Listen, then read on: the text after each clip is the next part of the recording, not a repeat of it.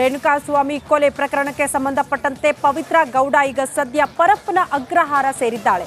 ಆದರೆ ಇಷ್ಟು ದಿನಗಳ ಕಾಲ ಪೊಲೀಸ್ ಕಸ್ಟಡಿಯಲ್ಲಿದ್ರು ನಿರಂತರವಾಗಿ ವಿಚಾರಣೆ ಫೇಸ್ ಮಾಡಿದ್ದಾರೆ. ಸ್ವತಃ ಪವಿತ್ರ ಗೌಡ ಅವರ ನಿವಾಸಕ್ಕೆ ಕರೆದೊಯ್ದು ಸ್ಥಳ ಮಹಜರು ಕೂಡ ಮಾಡಲಾಯಿತು. ಆದರೆ ಸ್ಥಳ ಮಹಜರು ಸಂದರ್ಭದಲ್ಲಿ ಪವಿತ್ರ ಗೌಡ ಮೇಕಪ್ ಹಾಕಿದ್ರು ಅನ್ನುವಂತಹ ವಿಚಾರ ದೊಡ್ಡ ಮಟ್ಟದ ಚರ್ಚೆಗೆ ಗ್ರಾಸವಾಗಿತ್ತು. ಈಗ ಇದೇ ವಿಚಾರಕ್ಕೆ ಸಂಬಂಧಪಟ್ಟಂತೆ ಪೊಲೀಸ್ ಸಬ್ ಇನ್ಸ್ಪೆಕ್ಟರ್ಗೆ ನೋಟಿಸ್ ಇಶ್ಯೂ ಆಗಿದೆಯಂತೆ. ಕಾರಣ ಕೇಳಿ ನೋಟಿಸ್ ನೀಡಿದ್ದಾರೆ ಹಿರಿಯ ಅಧಿಕಾರಿಗಳು. ಹಿರಿಯ ಅಧಿಕಾರಿಗಳ ನೋಟಿಸ್ಗೆ ಪಿಎಸ್ಐ ನೇತ್ರ ಉತ್ತರ ಕೊಡಬೇಕಾಗಿದೆ. ವಾಶ್ರೂಮ್ಗೆ ಹೋಗಿದ್ದ ವೇಳೆ ಪವಿತ್ರ ಗೌಡ ಮೇಕಪ್ ಹಾಕಿದ್ದಾರೆ. ಮಹಜರು ವೇಳೆ ವಾಶ್ರೂಮ್ಗೆ ತೆರಳಿದ್ರಂತೆ ಪವಿತ್ರ ಗೌಡ. ವಾಶ್ರೂಮ್ನಲ್ಲೇ ಮೇಕಪ್ ಮಾಡ್ಕೊಂಡು ಬಂದಿದ್ದಾರೆ ಅನ್ನುವಂತಹ ವಿಚಾರವನ್ನ ಸದ್ಯ ಮಹಿಳಾ ಪೊಲೀಸ್ ಅಧಿಕಾರಿ ಮಾಹಿತಿ ಕೊಟ್ಟಿದ್ದಾರೆ ಹಿರಿಯ ಅಧಿಕಾರಿಗಳಿಗೆ ಅಂತ ಹೇಳಲಾಗ್ತಾ ಇದೆ.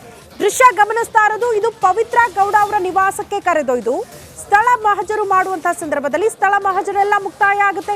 ನಂತರ ಮನೆಯಿಂದ ಆಚೆ ಬರ್ತಾಳೆ ಪವಿತ್ರ ಗೌಡ ನಗು ಮೊಗದೊಂದಿಗೆ. ಆಕೆ ಲಿಪ್ಸ್ಟಿಕ್ ಹಾಕಿದ್ಲು, ಮೇಕಪ್ ಹಾಕಿದ್ಲು ಅನ್ನುವಂತಹ ವಿಚಾರ ದೊಡ್ಡ ಮಟ್ಟದ ಸುದ್ದಿ ಆಗಿತ್ತು, ಚರ್ಚೆಗೆ ಗ್ರಾಸ ಆಗಿತ್ತು. ಸೋಷಿಯಲ್ ಮೀಡಿಯಾದಲ್ಲಿ ಈ ವಿಚಾರ ಮುನ್ನೆಲೆಗೆ ಬಂದಿದ್ದು ಹೇಗೆ ಅಂದ್ರೆ, ಪೊಲೀಸ್ ಕಸ್ಟಡಿಯಲ್ಲಿದ್ದವಳು ಮೇಕಪ್ ಹಾಕೋದಕ್ಕೆ ಅವಕಾಶ ಹೇಗೆ ಮಾಡಿಕೊಟ್ಟಿದ್ದಾರೆ ಅಧಿಕಾರಿಗಳು ಅಂತ. ಇಷ್ಟೆಲ್ಲ ಸುದ್ದಿ ಚರ್ಚೆಗೆ ಗ್ರಾಸ ಆದ ಬಳಿಕ ಈಗ ಹಿರಿಯ ಅಧಿಕಾರಿಗಳು ಕಾರಣ ಕೇಳಿ ನೋಟಿಸ್ ಕೊಟ್ಟಿದ್ರಂತೆ. ಅದಕ್ಕೆ ವಾಶ್ರೂಮ್ಗೆ ಹೋದಾಗ ಮೇಕಪ್ ಹಾಕಿದ್ದಾಳೆ ಆಕೆ ಅನ್ನುವಂತಹ ವಿಚಾರವನ್ನ ಪ್ರಸ್ತಾಪ ಮಾಡಿದ್ದಾರೆ.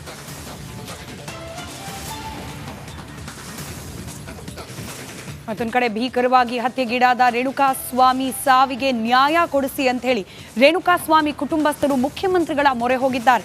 ಮುಖ್ಯಮಂತ್ರಿ ಸಿದ್ದರಾಮಯ್ಯ ಅವರನ್ನ ಭೇಟಿಯಾಗಿದ್ದಾರೆ. ರೇಣುಕಾಸ್ವಾಮಿ ಅವರ ಪೋಷಕರು, ತಂದೆ ತಾಯಿ ನ್ಯಾಯಕ್ಕಾಗಿ ಸಿಎಂ ಮೊರೆ ಹೋಗಿದ್ದಾರೆ. ರೇಣುಕಾ ಕುಟುಂಬಸ್ಥರು ಕಾವೇರಿ ನಿವಾಸದಲ್ಲಿ ಸಿದ್ದರಾಮಯ್ಯ ಅವರನ್ನ ಭೇಟಿಯಾಗಿ ಮನವಿಯನ್ನ ಸಲ್ಲಿಸಿದ್ದಾರೆ. ಪೊಲೀಸ್ ತನಿಖೆ ಬಗ್ಗೆ ಸಮಾಧಾನವನ್ನ ಕೂಡ ಇದೇ ಸಂದರ್ಭದಲ್ಲಿ ಕುಟುಂಬಸ್ಥರು ವ್ಯಕ್ತಪಡಿಸಿದ್ದಾರೆ. ತಮ್ಮ ಸೊಸೆಗೆ, ರೇಣುಕಾಸ್ವಾಮಿ ಅವರ ಪತ್ನಿಗೆ ಸರ್ಕಾರಿ ಉದ್ಯೋಗ ಕೊಡಿಸಿ ಅಂತ ಹೇಳಿ ಮನವಿಯನ್ನ ಕೂಡ ಮಾಡಿಕೊಂಡಿದ್ದಾರೆ. ದೃಶ್ಯದಲ್ಲಿ ಗಮನಿಸ್ತಾ ಇದ್ದೀರಿ, ಮುಖ್ಯಮಂತ್ರಿಗಳ ನಿವಾಸದಲ್ಲಿ ಇವತ್ತು ರೇಣುಕಾಸ್ವಾಮಿ ಅವರ ತಂದೆ ತಾಯಿ ಇಬ್ಬರು ಕೂಡ ಭೇಟಿ ಮಾಡಿ ಮನವಿಯನ್ನ ಸಲ್ಲಿಸಿದ್ದಾರೆ. ಪೊಲೀಸರು ತನಿಖೆ ನಡೆಸ್ತಿರೋದ್ರ ಬಗ್ಗೆ ಸಮಾಧಾನ ಇದೆ, ಆ ನಿಟ್ಟಿನಲ್ಲಿ ನ್ಯಾಯ ಸಿಗುತ್ತೆ ಅನ್ನೋ ಭರವಸೆ ಇದೆ. ಇದರ ಜೊತೆಗೆ ಕುಟುಂಬಕ್ಕೆ ಆಸರೆ ಆಗಿದ್ದಾತ ರೇಣುಕಾಸ್ವಾಮಿ. ಆತನ ಕೊಲೆ ಆದ ನಂತರದಲ್ಲಿ ಕುಟುಂಬಕ್ಕೆ ಆಸರೆಯಾಗಿ ಸೊಸೆಗೆ ಒಂದು ಸರ್ಕಾರಿ ಕೆಲಸವನ್ನ ಕೊಡಿಸಿ ಅಂತ ಹೇಳಿ ಮನವಿ ಮಾಡಿಕೊಂಡಿದ್ದಾರೆ. ಡೀಟೇಲ್ಸ್ ನಮ್ಮ ಪ್ರತಿನಿಧಿ ಸತೀಶ್ ನೀಡ್ತಾ ಹೋಗ್ತಾರೆ. ಸತೀಶ್, ಹುಬ್ಬಳ್ಳಿಯಲ್ಲಿ ಚುನಾವಣೆ ಸಂದರ್ಭದಲ್ಲಿ ಮರ್ಡರ್ ಆದ ಸಂದರ್ಭದಲ್ಲಿ ಸರ್ಕಾರದ ಬಹುತೇಕ ಪ್ರತಿನಿಧಿಗಳು ಅಲ್ಲಿಗೇನೆ ಹೋಗಿ ಕುಟುಂಬಸ್ಥರಿಗೆ ಸಾಂತ್ವನ ಹೇಳಿ ಇವತ್ತು ಮುಖ್ಯಮಂತ್ರಿಗಳ ನಿವಾಸಕ್ಕೆ ಬಂದಿದ್ದಾರೆ ರೇಣುಕಾಸ್ವಾಮಿ ಅವರ ಕುಟುಂಬಸ್ಥರು. ಯಾವೆಲ್ಲ ರೀತಿ ಮಾತುಕತೆ ಆಯಿತು, ಏನು ಮನವಿ, ಸ್ಪಂದನೆ ಯಾವ ರೀತಿ ಸಿಕ್ತು?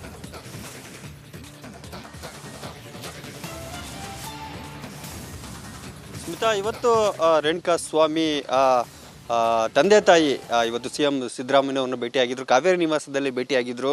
ಪ್ರಮುಖವಾಗಿ ಅವರ ಮೃತಪಟ್ಟಿದ್ದಾರೆ. ಅದರಿಂದ ಅವ್ರ ಕುಟುಂಬ ಸಾಕಷ್ಟು ಸಂಕಷ್ಟದಲ್ಲಿದೆ. ಪತ್ನಿ ಈಗಷ್ಟೇ ಅವರು ಚೇತರಿಸ್ಕೊಳ್ತಾ ಇದ್ದಾರೆ. ಆದರೆ ಆ ನೋವಿಂದ ಹೊರಬರ್ಲಿಕ್ಕೆ ಆಗ್ತಾ ಇಲ್ಲ. ಹೀಗಾಗಿನೇ ಸಿಎಂ ಸಿದ್ದರಾಮಯ್ಯವ್ರನ್ನ ಭೇಟಿ ಮಾಡಿ ಮಾತುಕತೆಯನ್ನು ನಡೆಸಿದ್ದಾರೆ. ಅವರ ತಂದೆ ತಾಯಿ ರೇಣುಕಾಸ್ವಾಮಿ ಅವರ ತಂದೆ ತಾಯಿ ಮಾತುಕತೆ ನಡೆಸಿದ್ದಾರೆ. ಪ್ರಮುಖವಾಗಿ ಈ ತನಿಖೆ ಬಗ್ಗೆ ಕೂಡ ಚರ್ಚೆ ಮಾಡಿದ್ದಾರೆ. ತನಿಖೆ ಚೆನ್ನಾಗಿ ಆಗ್ತಾ ಇದೆ, ಒಂದು ಸಮಾಧಾನ ವ್ಯಕ್ತಪಡಿಸಿದ್ದಾರೆ. ಅದ್ರ ಜೊತೆಗೆ ಕುಟುಂಬ ನಿರ್ವಹಣೆಗೆ ಮುಂದೆ ಸಾಕಷ್ಟು ಸಮಸ್ಯೆಗಳು ಎದುರಾಗುತ್ತೆ. ಆ ನಿಟ್ಟಿನಲ್ಲೇ ತಮ್ಮ ಸೊಸೆಗೆ ಒಂದು ಉದ್ಯೋಗವನ್ನು ಕೊಡಿ ಅನ್ನೋ ಒಂದು ಮನವಿಯನ್ನು ಮಾಡಿದ್ದಾರೆ. ಸರ್ಕಾರಿ ಉದ್ಯೋಗ ಕೊಡಿ ಅನ್ನೋ ಒಂದು ಮನವಿಯನ್ನು ಸಿಎಂ ಬಳಿ ಮಾಡ್ಕೊಂಡಿದ್ದಾರೆ. ಸಿಎಂ ಅವರು ಸಕಾರಾತ್ಮಕವಾಗಿ ಸ್ಪಂದಿಸಿದ್ದಾರೆ. ನೋಡೋಣ ಅಂತ ಹೇಳಿದ್ದಾರೆ. ಮುಂದೆ ನೋಡಬೇಕು ಅವ್ರಿಗೆ ಉದ್ಯೋಗ ದೊರಕುತ್ತಾ ಇಲ್ವೋ ಅಂತ. ಯಾಕಂದರೆ ಅವ್ರ ಕುಟುಂಬಕ್ಕೆ ಆಧಾರ ಆಗಿದ್ದಂಥವನು ಒಬ್ಬನೇ ರೇಣುಕಾಸ್ವಾಮಿ. ಈಗ ಅವರ ಪತ್ನಿ 5 ತಿಂಗಳ ಗರ್ಭಿಣಿ, ತಂದೆ ತಾಯಿ ವಯಸ್ಸಾಗಿದೆ. ಹೀಗಾಗಿ ಕುಟುಂಬ ನಿರ್ವಹಣೆಗೆ ಸಾಕಷ್ಟು ಸಮಸ್ಯೆ ಆಗ್ತಾ ಇದೆ. ಆ ನಿಟ್ಟಿನಲ್ಲಿ ಕೆಲಸ ಕೊಡಿ ಅನ್ನೋ ಒಂದು ಮನವಿಯನ್ನು ಮಾಡ್ಕೊಂಡಿದ್ದಾರೆ. ಅವರು ಸಿಎಂ ಅವರು ಕೂಡ ಸಕಾರಾತ್ಮಕವಾಗಿ ಸ್ಪಂದಿಸಿದ್ದಾರೆ. ಮುಂದೆ ಕಾದು ನೋಡಬೇಕಾಗುತ್ತೆ. ಸ್ಮಿತಾ, ಒಟ್ಟಾರೆ ಪ್ರಕರಣದ ತನಿಖೆ ಸರಾಗವಾಗಿ ನಗ್ತಾ ಇದೆ, ಸರಿಯಾಗಿ ನಡ್ತಾ ಇದೆ, ಒಂದು ಸಮಾಧಾನ. ಅದ್ರ ಜೊತೆಗೆ ಮಗನನ್ನು ಕಳ್ಕೊಂಡ ದುಃಖದಲ್ಲಿ ಸಿಎಂ ಅವರ ಬಳಿ ಕಣ್ಣೀರನ್ನು ಕೂಡ ಹಾಕಿದ್ರು. ಸಿಎಂ ಅವರು ಕೂಡ ಸಮಾಧಾನ ಮಾಡಿ ಕಳಿಸಿದ್ದಾರೆ. ನೋಡೋಣ, ಮುಂದೆ ಅವಕಾಶ ಆದರೆ ಮಾಡ್ಕೊಡ್ತೀವಿ ಅಂತ ಹೇಳಿದ್ದಾರೆ. ಸ್ಮಿತಾ, ಕಾದು ನೋಡ್ಬೇಕು ಏನಾಗುತ್ತೆ ಅಂತ.